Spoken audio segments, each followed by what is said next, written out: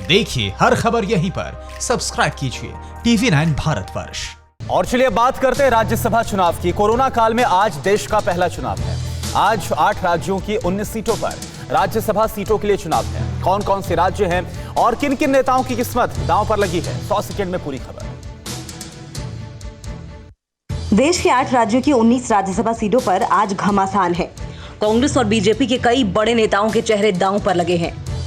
यही वजह है कि दोनों पार्टियां अपने अपने प्रत्याशियों को जिताने के लिए हर संभव कोशिश में जुटी हैं। बीजेपी ने मध्य प्रदेश और गुजरात में कांग्रेस का समीकरण बिगाड़ दिया है। वहीं कांग्रेस ने मणिपुर में एनपीपी से मिलकर बीजेपी के गणित को फेल कर दिया। तो झारखंड में जेएमएम प्रमुख हेमंत सोरेन महागठबंधन की नैया पार लगाने के लिए मोर्चा संभाले हुए हैं। मध्य प्रदेश में कांग्रेस की राह मुश्किल। मध्य प्रदेश में 3 राज्यसभा सीटों पर 4 प्रत्याशी मैदान में हैं। बीजेपी से ज्योतिरादित्य सिंधिया और सुमेर सिंह सोलंकी, तो कांग्रेस से दिग्विजय सिंह और फूल सिंह बरैया की प्रतिष्ठा दांव पर लगी है।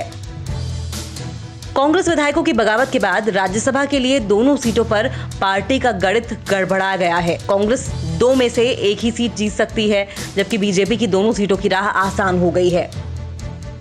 राजस्थान में बीजेपी की बड़ी टेंशन। राजस्थान की 3 राज्यसभा सीटों पर 4 प्रत्याशी चुनावी मैदान में होने से मुकाबला बेहद रोचक बन गया है। कांग्रेस की ओर से केसी वेणुगोपाल के अलावा दूसरे उम्मीदवार नीरज डांगी हैं। वहीं बीजेपी ने राजेंद्र गहलोत और ओंकार सिंह लखावत को मैदान में उतारा है। राजस्थान में फिलहाल कांग्रेस का पलड़ा भारी है, बावजूद इसके बीजेपी उलटफेर की उम्मीद लगाए बैठी है। कैसे होता है राज्यसभा चुनाव? भारत के किस राज्य से राज्यसभा में कितने सांसद होंगे, इसकी गणना सूबे की जनसंख्या के हिसाब से होती है। राज्यसभा के इन सदस्यों का चुनाव विधानसभा के चुने हुए विधायक करते हैं। इस तरह हर एक राज्य के प्रतिनिधियों की संख्या ज्यादातर राज्य की संख्या पर डिपेंडेंट रहती है। अड़ी सोमवार से शुक्रवार शाम 6 बजे सिर्फ TV9 भारतवर्ष पर।